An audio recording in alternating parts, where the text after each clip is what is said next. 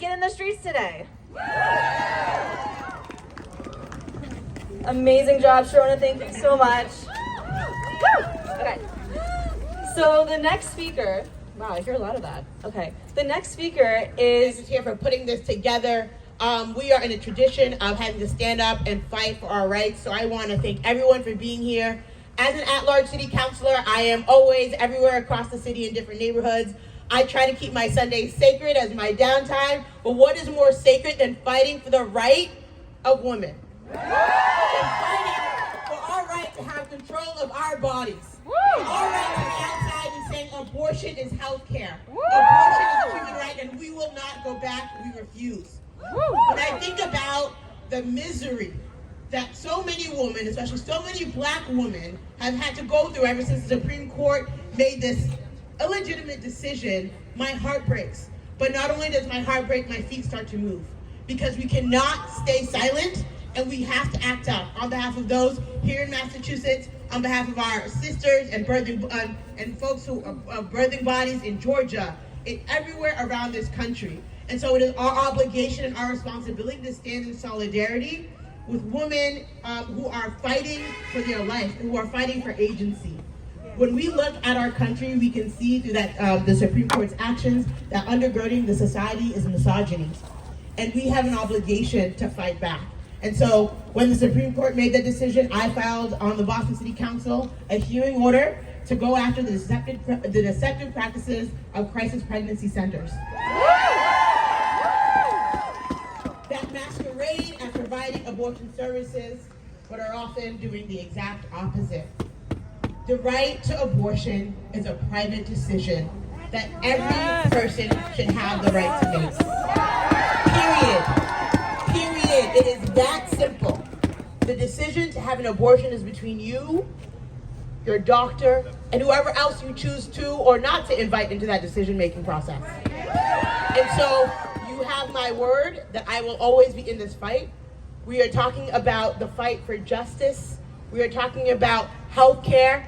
We are talking about health care before profit. We are talking about centering the needs of those who are too often marginalized.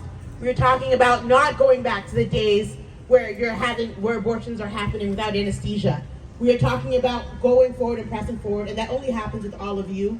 The power really does exist in each and every one of us, using our abilities and our talents to fight back and to stand up. So you have my promise that I will do that. I am so grateful to be here. I also want us to get into a chant. I want us to say, what do we want? Abortion justice. And when do we want it? Now. What do we want? Abortion justice! When do we want it? Now! What do we want? Abortion justice! When do we want it? Now! Can't hear y'all. What do we want? Abortion justice! When do we want it? Now! Thank you, everyone.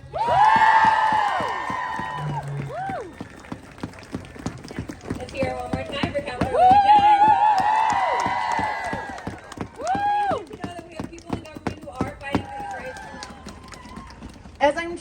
As I'm sure is true for many people here today, I participated in the first wave of women's marches in January of 2017.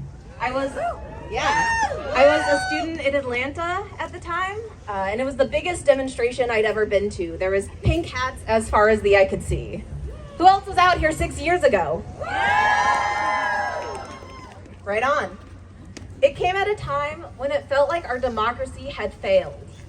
And it had. Trump didn't win the popular vote in 2016. In fact, Republicans have only won the popular vote in a presidential election one time since 1988. And even then, George W. Bush shouldn't have been in office in 2004 because he lost the popular vote by 500,000 votes in 2000. The Electoral College, like the Supreme Court, is a government body that doesn't represent the majority of people in the U.S. The far right knows that it cannot win the popular vote, so they focused and have succeeded in taking control of these government bodies that threaten the very principle of one person, one vote. If the popular vote had won out in every election in the last 30 years, the very makeup of the Supreme Court that overturned Roe v. Wade last year would never have even existed. And I want to be clear, the overturning of Roe v. Wade is just the beginning. The Dobbs decision was one decision in many other decisions the court made last year. Maybe you also remember West Virginia versus the EPA, where the court reduced environmental protections even as we're all experiencing the real impacts of climate change. And the court right now is hearing more cases that threaten all kinds of hard-won rights that people long ago fought for. In the 30s and 40s, workers took to the streets to fight for better working conditions and job protections, but also to defend their right to strike. But right now the court is hearing Glacier Northwest versus Teamsters, which can take that right away. In the 1960s, the civil rights movement took to the streets. We have politicians. I'm so happy to be here. Okay, our next speaker is a District 1 Boston City Council representative. Before she was a city council rep, she worked at the Massachusetts Women Political Caucus because she was passionate about electing pro-choice women to office. Because fighting on behalf of her community is the only thing she has ever known, and it's what she's dedicating her life to. So let's give a warm welcome to Councilor Gabriella Coletta. Thank you so much, everybody. Wow, I love seeing this crowd. Oh my goodness. I remember the 2017 march. That was absolutely insane. I had the privilege of helping to organize that. I'm so happy to be back here with you all. And I'm not gonna lie, I'm gonna try to keep it together right now. This is deeply personal for me. Very, very personal. So, as she mentioned, my name is Gabriella Coletta. I have the privilege and honor of representing East Boston, Charlestown, and the North End on the Boston City Council. I grew up in East Boston. I love fighting for my community.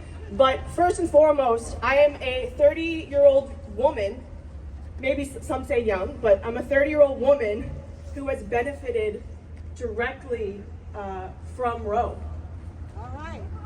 It has had a positive impact on my life. And today, on the 50th anniversary of Roe,